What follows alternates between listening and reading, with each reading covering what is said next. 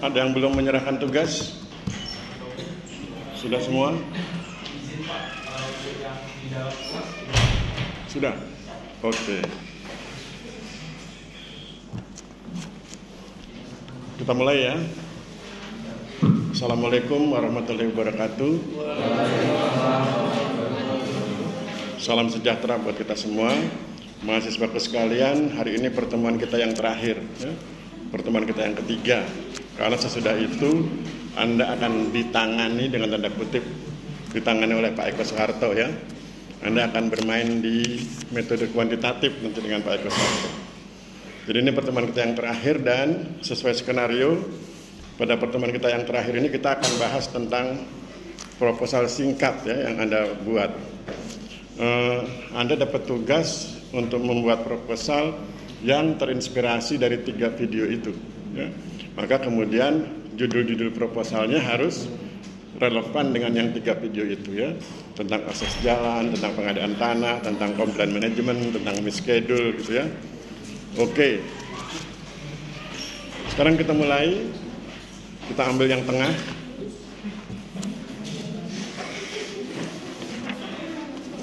Yang tengah Samuel Patrick Wilson Unaula Dorisara.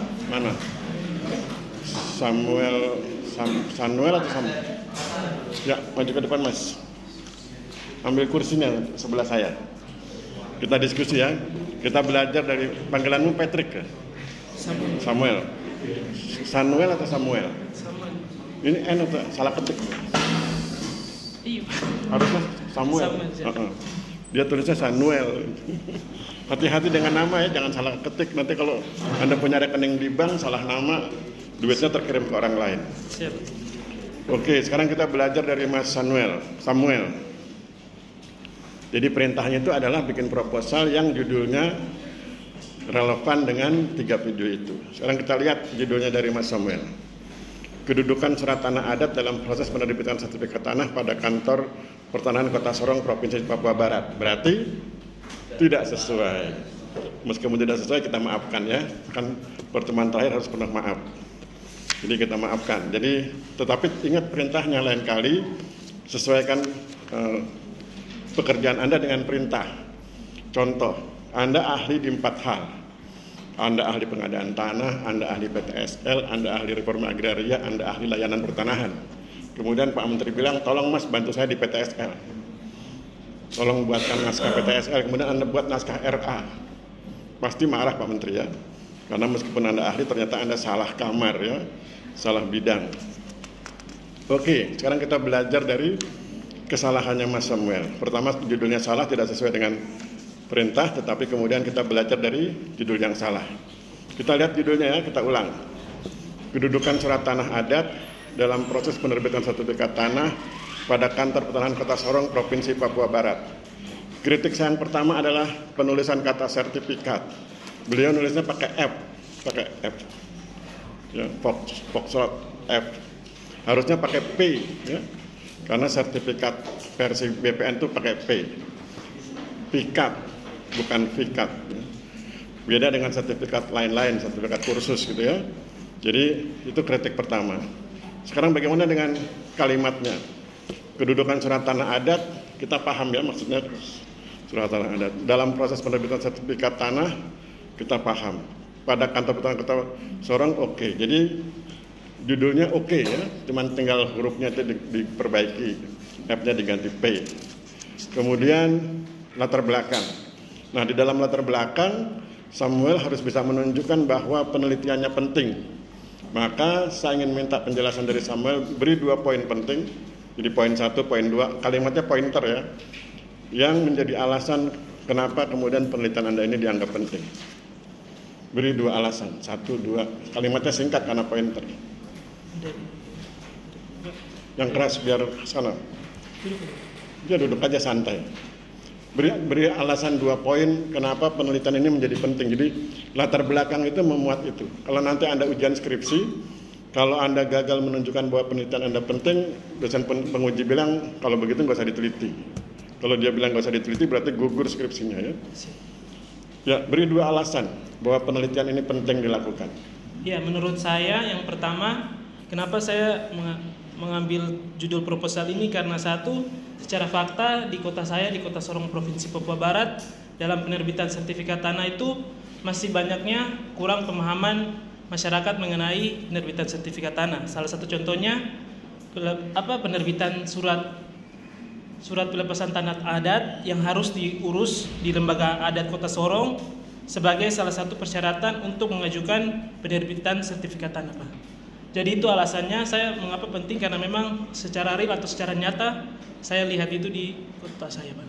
Berarti cuma satu ya? Siap. Alasannya karena bahasanya disingkat aja, karena surat tanah adat masih digunakan sebagai salah satu syarat dalam pengurusan atau penyelesaian sertifikat atas tanah. Oke, nanti kalau ada tambahan yang 2 silakan. Tapi saya pikir oke ya, jadi harus ada alasannya. Kemudian rumusan masalahnya, mengapa perlu diadakan pelepasan tanah adat? Mengapa? Perhatikan kalimatnya ya. Jadi ini sekaligus kita mengkritisi bagaimana menyusun sebuah kalimat. Rumusan masalah 1. Mengapa perlu diadakannya? Pelepasan tanah adat sangat penting dalam melakukan penerbitan sertifikat tanah pakai F. Maka ini kalimatnya salah ya. Kalimatnya tidak tertib kaidah bahasa Indonesia. Mengapa perlu dilakukan pelepasan tanah adat dalam penerbitan sertifikat tanah? Mungkin begitu ya, lebih singkat. Mengapa perlu dilakukan pelepasan tanah adat dalam penerbitan sertifikat tanah? Itu yang pertama. Yang kedua, hingga saat ini poin 2-nya rumusan masalah. Hingga saat ini masih belum adanya kepemilikan surat tanah adat dimiliki oleh masyarakat Kota Sorong. Perhatikan redaksi kalimatnya kacau balau. Hingga saat ini masih belum adanya kepemilikan surat tanah adat dimiliki oleh masyarakat Kota Sorong. Ini yang dimaksud apanya? Masyarakat belum punya surat tanah adat. Iya. Mungkin kalimatnya mengapa? Nomor 2. Mengapa masyarakat masih mengabaikan surat tanah adat dalam pengurusan sertifikat tanah? Karena kan judulnya kedudukan. Jadi kalau pertama, mengapa diperlukan pelepasan tanah adat, dan kedua, mengapa masyarakat mengabaikan surat tanah adat dalam pengurusan sertifikat tanah? Ya itu poinnya. Sama-sama mengapa, satunya mengapa, duanya mengapa, tapi konteksnya berbeda. Kemudian kerangka teoretiknya nggak ada. Mana kerangka teoretiknya, Samuel? Kan rumusan masalah kerangka teoretik, baru kemudian metode dan pendekatan. Nggak ada kerangka teoretiknya ya. Kalau Anda dipaksa bikin kerangka teoretik, kira-kira Anda mau ngomong apa? Anda dipaksa bikin kerangka teoretik, meskipun nggak ada di sini ya. Apa yang Anda bicarakan? Di kerangka teoretik itu Anda mau ngomong apa? Anggaplah ada 3 poin. Poin apa yang mau Anda sampaikan di kerangka teoretik? Saya mau jabarkan. Ya, dari 3 poin itu apa yang mau disampaikan? Ada 3 poin dalam kerangka teoretik saya, yaitu 1, poin 1 bla bla bla, poin 2 bla bla bla, poin 3 bla gitu. Ini saya sedang mengajarkan cara membuat kerangka teoretik dengan cepat ya, kan saya tipe orang yang nggak sabaran. Jadi belajar cepat. Jadi kalau Anda diminta membuat kerangka teoretik, buat 3 poin apa? 1, 2, 3 apa? 1 apa, 2 apa, 3 apa? 1, cara penyelesaiannya. Terus? 2.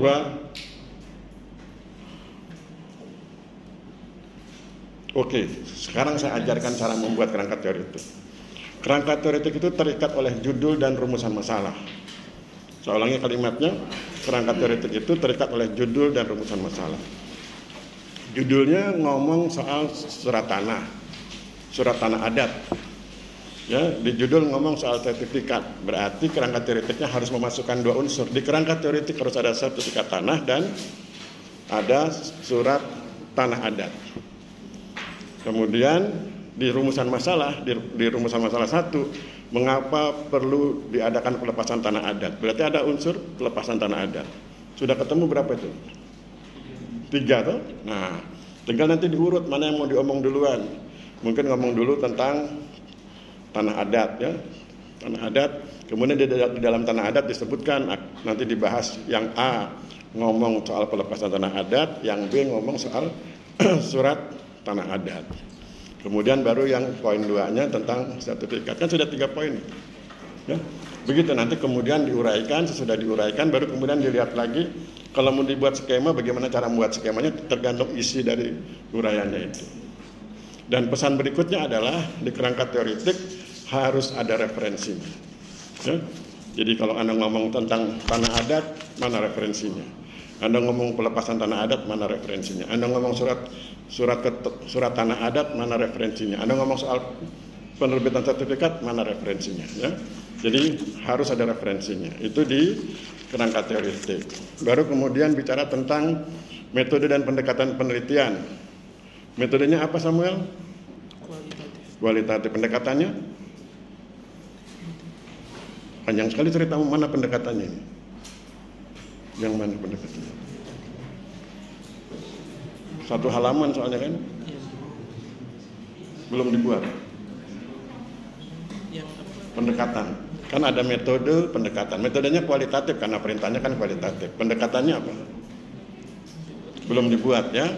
Nah, pendekatannya nanti tinggal dipilih ya. Seperti saya pernah sampaikan, kalau misalnya Samuel ngomong soal tanah adat, berarti kan dia ngomong soal adat, tentang etnis tertentu ya. Masyarakat Sorong kan etnisnya tertentu.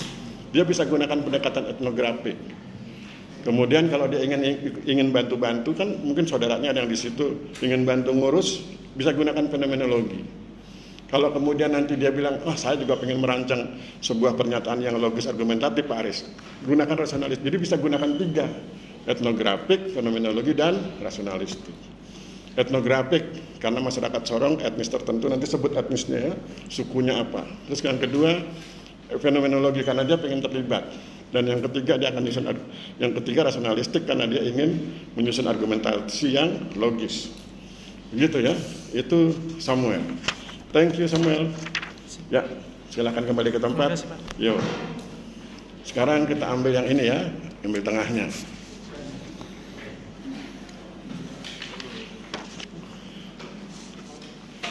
Namanya, wah seperti presiden kita. Ada yang merasa namanya seperti nama presiden? Ada tunjuk tangan? Namanya Mega, mana Mega? Bener tuh presiden kita kan? Megawati. Silakan Mbak. Silakan duduk. Nanti saya konfirmasi kalau saya nggak jelas ya. Siap, Pak. Mari kita belajar dari pengalaman Mbak Mega ya. Ibu Mega lah ya kita panggil begitu ya. Profesor penghargaan apa? Honoris causa. Profesor penghargaan. Ibu Mega punya judul implementasi layanan pengaduan dalam rangka meningkatkan kepuasan masyarakat di Kantor Pertanahan Kota Pangkal Pinang. Judulnya sudah sama dengan salah satu video ya, tentang komplain manajemen ya.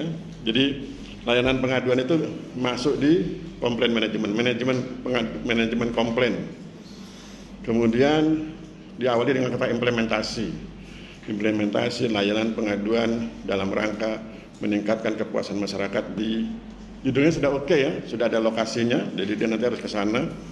Kemudian ada objeknya, layanan pengaduan, kemudian ada targetnya, layanan pengaduan ini dalam rangka apa? Dalam rangka meningkatkan kepuasan. Jadi judulnya oke. Sekarang tinggal alasannya. Beri 2 alasan Mbak yang membuat ini menjadi penting. 1 apa, 2 apa?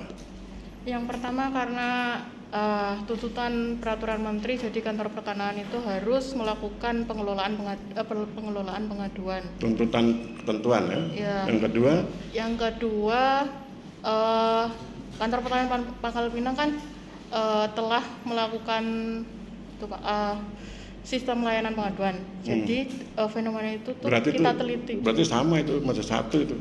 Jadi, ya kan, itu kan tuntutan tugas. Ada nggak selain tuntutan tugas? Ada nggak semangat yang ingin memberdayakan masyarakat, membantu masyarakat? Kalau semangatnya tuntutan tugas, kesannya kan tidak melayani dari hati ya. Karena mungkin Kantor Pertanahan kan merupakan instansi yang melayani. Jadi kita tujuan utamanya itu kan pasti memberikan dampak ke masyarakat gitu Pak. Memberi layanan terbaik ya. Oke, jadi nanti kalau yang berhubungan dengan hal seperti ini jangan cuma satu alasannya, jangan hanya karena ketentuan. Karena kalau cuma karena ketentuan dosen penguji juga akan puas itu. dia pasti akan cari alasan lain selain itu. Ya kalau cuma, nah maka silahkan cari alasan lain yang sifatnya mungkin punya keinginan untuk memberdayakan dan lain sebagainya. Kan punya visi dan misi kantor itu ya, mungkin bisa digunakan itu. Kita lihat rumusan masalah, bagaimana implementasi layanan pengaduan masyarakat pada saat ini. Kesalahannya adalah rumusan masalahnya tidak menyebut lokasi. Ya, bagaimana implementasi, harusnya kalau bicara bagaimana langsung aja, bagaimana implementasi ini disalin, judulnya langsung disalin. Bagaimana implementasi dan seterusnya sampai Pangkal Pinang kasih tanda tanya. Terus kemudian apa kendala yang dialami dalam proses pelayanan, sama apa kendala yang dialami dalam implementasi. Ya, jadi judulnya dimainkan, pertanyaannya 2, bagaimana dan apa kendalanya. Oh 3. Apalagi bagaimana strategi meningkatkan kualitas pelayanan. Ya boleh. Ada kantornya ya. Oke. Yang ketiga bagaimana strateginya. Sekarang kita lihat bagian alir kerangka teoretiknya. Pertama ngomong soal layanan pengaduan, teori manajemen. Jangan gunakan kata teori. Langsung aja teori apa yang digunakan. Jangan gunakan kata teori. Jadi Anda nanti lihat di literatur ya, komplain manajemen itu unsurnya apa saja. Klik di Google atau Google Scholar, cari naskah yang judulnya itu komplain manajemen. Itu ada 4 unsur. Nah, 4 unsur itu nanti dibedah. Ya. Jadi nanti akhirnya tahu itu apa saja yang harus dilakukan agar memberi kepuasan pelanggan. Ya. Jadi kayaknya harus dipermak ya. Lihat di literatur. Metodenya kualitatif. Kualitatif, pendekatannya rasionalistik. Oke, cukup Ibu Mega, terima kasih. Terima kasih Pak. Yuk. Kritiknya itu aja Pak. Sudah, itu aja kritiknya. Ya, Pak. Ya, jadi kerangka teoretiknya itu lihat literatur ya. Jadi komplain manajemen unsurnya apa saja itu jadi cabang. Jadi komplain manajemen bikin 4 cabang. A, B, C, D itu diambil dari literatur. Elemennya apa saja itu nanti yang diukur di lapangan. Yang dicari di lapangan ya. Oke, terima kasih. Kita lihat lagi yang tengah berikutnya. Hari ini kita main tengah ya. Yang atas kita abaikan. Yang kita abaikan siapa ini? Ainun Dwi Rahayu mana? Oh ya, kalau gitu Anda saja kalau gitu. Tadinya saya pikir biasanya orang nggak suka. Kok dari kemarin yang atas terus? Oke, silakan Mbak Ainun. Kita belajar dari Ainun ya. Iya Pak. Judulnya dulu kita lihat. Siap. Penyelesaian problematika status hak milik satuan rumah susun. Lain kali kalau bikin judul jangan disingkat ya. Ini kan HMARS, disangkanya Habib Rizik kan. HMSRS. Jadi jangan disingkat supaya orang paham. Penyelesaian problematika status hak milik satuan rumah susun Pasar Induk Wonosobo pasca kebakaran tahun 2005. Problematika status hak milik satuan rumah susun. Oke, itu kata kuncinya ya. Saya pikir judulnya sudah oke karena ada lokasinya Pasar Induk Wonosobo. Kapan? Pasca kebakaran. Ya, sudah judulnya oke. Nah, beri 2 alasan buat saya yang menunjukkan bahwa penelitian itu penting. Ada 3 Pak, sudah saya tulis Pak. Jangan bilang begitu. Oh iya Pak, siap Pak. Nanti kalau ujian nggak boleh bilang begitu ya. Oh iya Pak. Jadi kalau ujian skripsi itu ditanya oleh, jelaskan 3 alasan. Silakan Pak, sudah ada di skripsi, baca. Nah, dosen penguji marah kalau digitukan. Iya Pak. Kasih 2 alasan, 3 ya? Iya Pak, 3. Satu apa? Kalau tidak segera diselesaikan, maka pedagang yang ada di Pasar Induk Wonosobo itu tidak akan mendapatkan kepastian hukum Pak. Oke, Padahal mereka 2 nggak usah pakai padahal. Siap. 2 singkat aja, ya, thank you. 2. Kedua bisa menimbulkan konflik Pak antar pedagang. Oke, 3. Ketiga saya lupa Pak. 3 apa? Ya, tunggakan pembayaran Tunggakan, kredit ya. Pak. Jadi kalau bikin alasan begitu, jangan bertele-tele. Jadi nanti kalau ujian begitu ya. Baik, Nanti kan ujiannya itu soalnya itu setengah halaman itu informasi. Kemudian perintahnya mirip ini. Dan ketika saya bilang buat latar belakang jangan lebih dari 1 alinea. Lebih dari 1 alinea saya coret ya. Karena saya nggak mau baca banyak-banyak. Di dalam 1 alinea itu sebut 3 atau 2 alasan ya. Begitu. Jadi langsung cepat. Oke. Latar belakangnya saya pikir sudah oke, alasannya sudah bagus. Kalimatnya aja nanti dipersingkat. Kemudian rumusan masalah ya. Ini yang paling penting. Bagaimana kebijakan yang tepat untuk penyelesaian problematika status HMSRS bangunan lama Pasar Induk Wonosobo pasca kebakaran. Bagaimana kebijakan yang tepat? Kritik saya adalah jangan gunakan kata tepat. Karena nanti soal tepat dan tidak tepat itu di kesimpulan, jangan di pertanyaan. Ya, bagaimana kebijakan penyelesaian problematika? Soal dia tepat tidak tepat tergantung analisisnya, tergantung teori yang kamu gunakan. Ya, nanti di kesimpulan, oh kebijakannya tepat karena bla bla bla, oh tidak tepat gitu ya. Yang kedua, bagaimana peran kantor pertanahan? Ya, saya pikir udah oke ya. Bagaimana kebijakannya dan bagaimana peran kantor pertanahan. Kerangka teoritiknya pasar kebakaran. Ini bukan kerangka teoritik, nggak ada teori pasar kebakaran. Siapa? Kerangka teoritiknya lihat judulnya. Oke, Pak. Saya juga lupa judulnya ya. Problematika satuan rumah susun. Berarti yang pertama hak milik satuan rumah susun. Karena itu jadi fokus kajian tuh.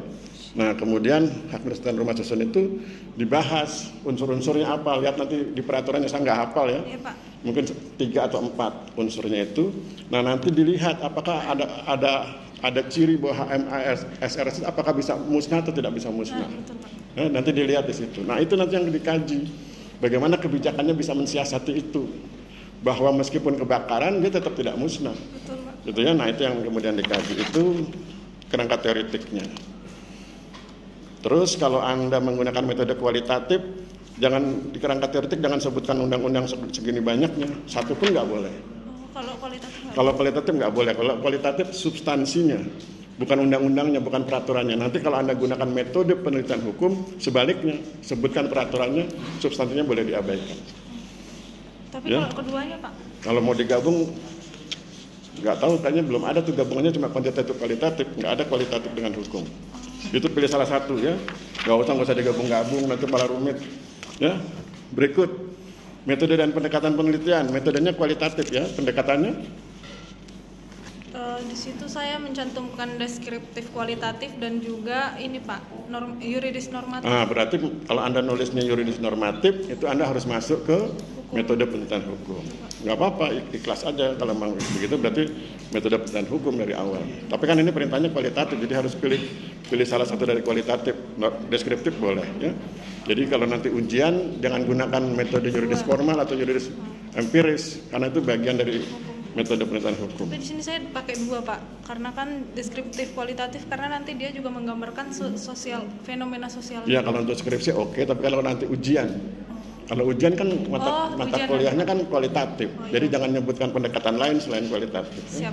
Jadi jangan ngomong yuridis formal, jangan ngomong yuridis empiris, jangan ngomong yuridis normatif. Itu mata kuliahnya Bu Widi nanti ya. Siap, Pak. Oke, thank you Makasih, Ibu Pak. Ainun. Berikutnya, ini mau yang tengah atau yang atas? Sudah 3. Hah? Oh, yang dijilid. Ini yang dijilid. Muhammad Fajar Budi mana? Dia dijilid soalnya kan mintanya dijilid. Tapi cuma 2 halaman. Muhammad Fajar. Kita 5 aja ya, hari ini cukup 5, nanti selebihnya kalau ada yang mau khusus dibahas, japri aja ya. Nanti kita cari waktu. Hari Kamis kan ada wisuda. Wisuda itu saya nggak ke pendopo. Wisuda saya rencana akan ngumpet di ruang dosen 1 untuk menyelesaikan buku yang sudah dipesan oleh penerbit. Kemudian kalau Anda punya waktu dan ingin ngobrol soal skripsi, masuk aja ke ruang dosen 1. Ya.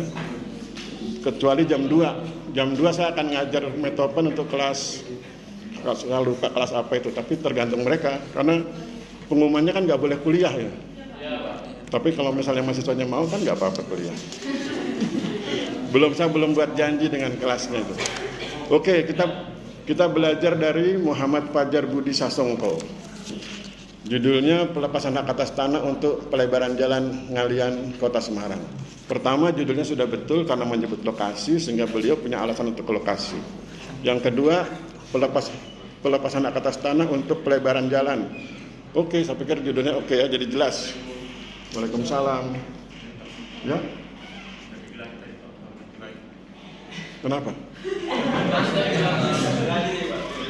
Oh, saya pikir dari kelas lain. Oke, masuk mas.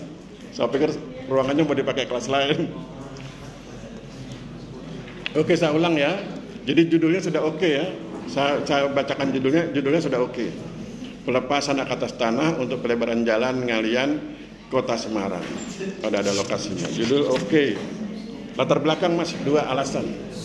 Jadi yang pertama karena Kota Semarang kan termasuk kota yang padat, jadi penduduk di sana juga mungkin memiliki kendaraan lebih dari satu atau lebih. Kayak yang tegas, jangan panjang-panjang. Kasih alasan yang tegas. Ingat ya, saya tipe orang yang nggak sabaran. Jadi kasih saya 2 alasan yang tegas. Karena jumlah penduduk yang padat, jadi membutuhkan akses jalan yang Oke. Kebutuhan akses jalan meningkat ya. Yang kedua, karena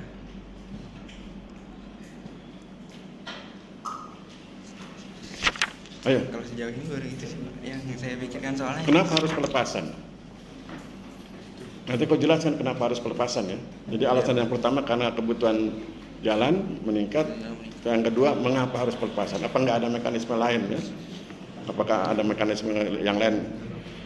Nanti dicari alasannya, minimal 2 ya. Kemudian mari kita lihat rumusan masalahnya. Yang pertama, bagaimana cara pelepasan hak atas tanah di kantor peraturan Kota Semarang yang diperuntukkan bagi pemberian pelebaran akses jalan Ngalian. Bagaimana cara pelepasan, kemudian dia sebut lokasinya. Berarti kan tidak normatif ya. Berarti faktual. Oke. Kedua, mengapa perlunya dilakukan, jangan pakai nya ya. Mengapa perlu dilakukan pelepasan hak atas tanah yang diperuntukkan ya, dan disebut lokasi. Mengapa perlu dilakukan? Oke. Apa yang didapatkan masyarakat dari pelaksanaan pelepasan hak atas tanah yang diperuntukkan ya. Oke, sudah. Bagaimana cara melepaskan, mengapa perlu dilepaskan, apa yang didapat oleh masyarakat ya. Rumusan masalahnya sudah oke. Kita lihat kerangka teoritiknya. Pelepasan hak atas tanah, proses pelepasan, partisipasi masyarakat, tujuan, pemecahan bidang tanah. Ya, sudah oke tuh. Ya, kerangka teoritiknya sudah oke. Sekarang tinggal metode dan pendekatan. Metodenya kualitatif, pendekatannya apa? Di situ Fenomenologi. Berarti terlibat ya. terlibat ya. Oke, cukup kita belajar dari Mas Muhammad Fajar Budi Sasongko. Thank you ya. Terima kasih, Pak. Oke. Terakhir, sudah berapa? 4 ya. Nah, terakhir. Terakhir yang mana ini? Tengah, bawah, atas? Bawah ya.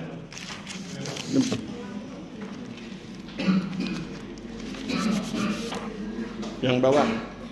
Di staples bukan dijilid. Ada yang namanya Rindo di sini? Oke, Komkes. Mari kita belajar dari Mas Rindo ya. Judulnya sama kayak Pak. Judulnya sama, pelepasan hak atas tanah untuk kepentingan umum, studi kasus. Ada kritiknya. Jangan gunakan kata kasus. Saya ulang kalimatnya ya. Pelepasan hak atas tanah untuk kepentingan umum. Itu kita cancel.